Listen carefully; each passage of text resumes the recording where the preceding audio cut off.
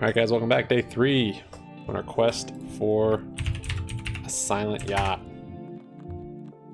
Here it is.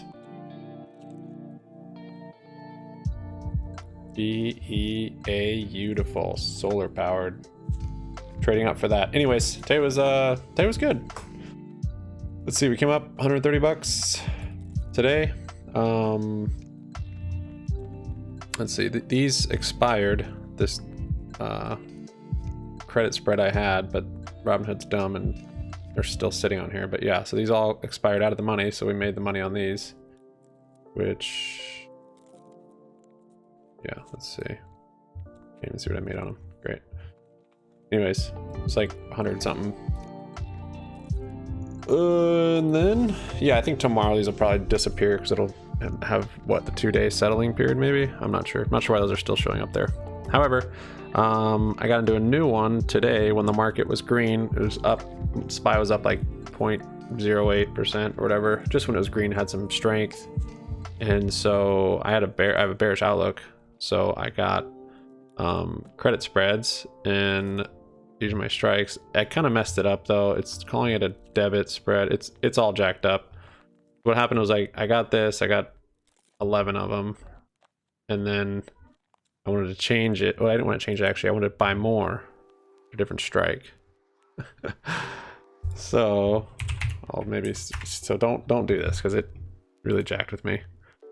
Basically, Robinhood's like so clean and simple and easy, which is really nice, but at the same time it also kind of sucks because it's like totally hands off, and like I don't know what's going on because I can't see anything in the back. It makes it all pretty and gooey interface, so it seems simple, but if you can't see what's happening, like you can't have control. I don't know. It's kind of how Apple computers are. I actually love Apple computers, but sometimes I just want the manual control and see what's going on. Like I don't know. I'd rather not plastic cover over my engine bay. I'd rather see what's going on in my engine on my car. Know what I mean? Okay. Anyways, so I had a bought call and I sold a call. No. Did it like this, whatever, something like that. Total credit. I had a credit, so I had a position for 11 of these, and then I was like, all right, I want to get some more, so I went back in. And of course I had these sold and those bought. Yeah, I sold these and bought those, so then I was minus 11 on these plus 11 on those, and then I was like, okay, I want to move the strike price down, so I went down to sell these and then buy these.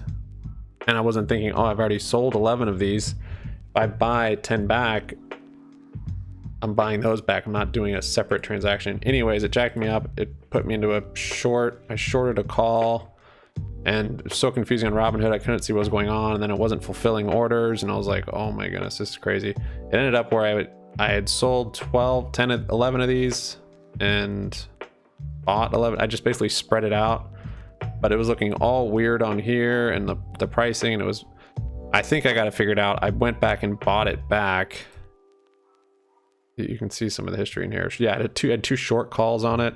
Basically, I think I lost some of the money that I was going to make just because I couldn't, because Robinhood was doing all this stuff and I couldn't figure out. It was automatically just doing it, and then it just looked super confusing.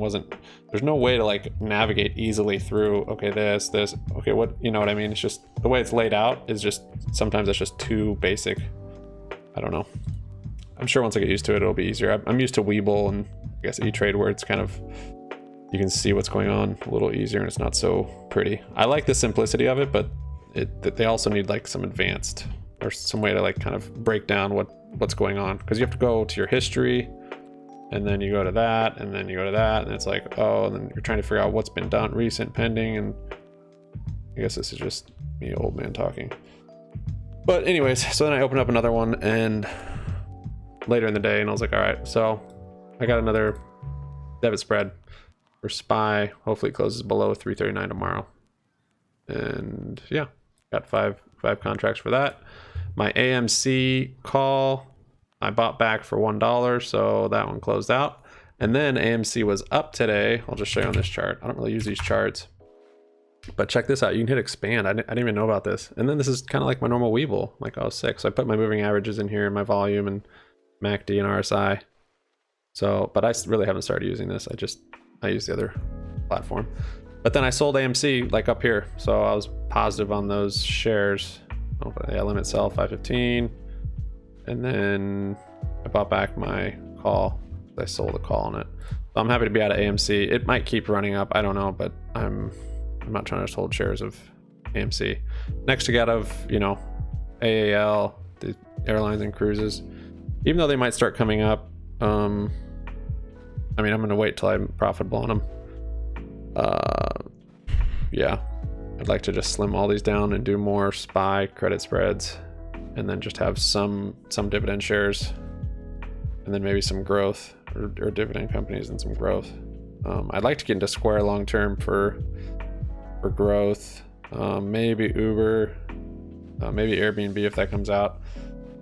What else happened today? Oh, okay. So I saw Zoom and Square, both to me are showing that they're going to be going green the next couple days. Actually, that's true. Tomorrow's Friday, but anyways, for the next, I'd say, week at least.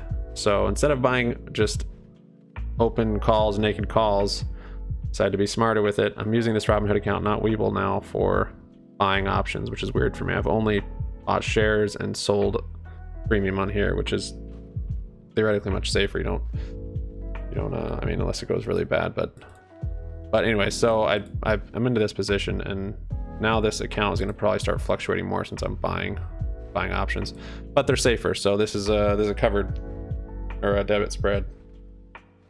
So I bought the call debit spread, yeah. So I bought, let's see, what did we buy? The 280 call for 918 next. So I got a month of time, and then I sold the 270.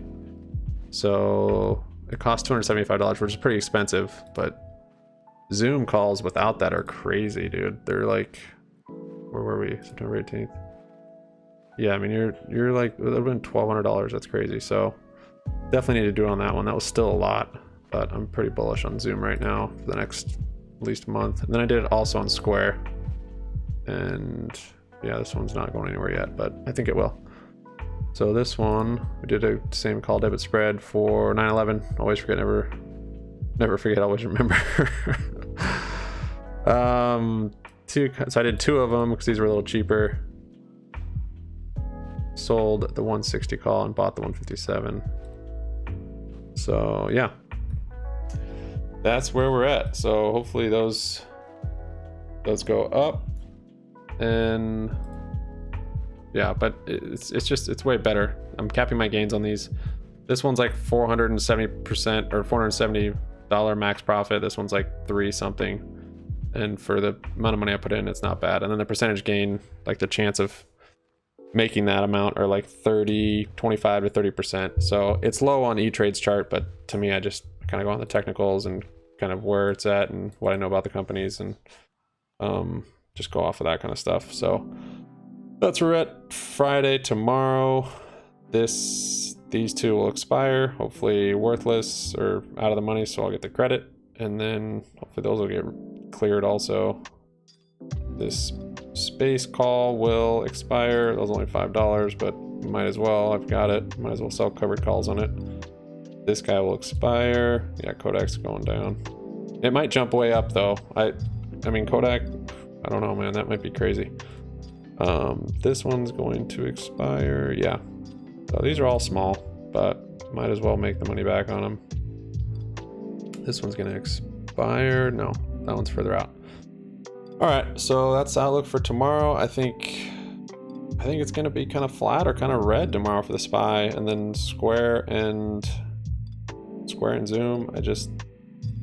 They look like they're actually, now we can look at it on here. So if you look, oh man, this looks weird. 1 week, it looks so much different. Anyways, yeah, like a week. Look at no, not even on here. Well, if I was going to do the trade on Robinhood and I saw this chart, maybe I wouldn't have done it, but on Webull, I was like, oh yeah, that's easy play. Now, anyways, it's showing some bullishness. The green candle's above this 9 moving average. The 9 moving average is above the 180? The 180 moving average. The MACD is above the average, which is the signal, I think it's called. and then RSI is still fine. So it's hard to tell on this chart, but it's got some room to grow also. I mean, the resistance is like up here at 152. So anyways, thanks for watching, guys. Like up, comment up, no, comment down, like up, sub up. Make your money happy money. It will make you happy back. Just kidding, money doesn't make you happy. Be good, guys. See you tomorrow. Peace out.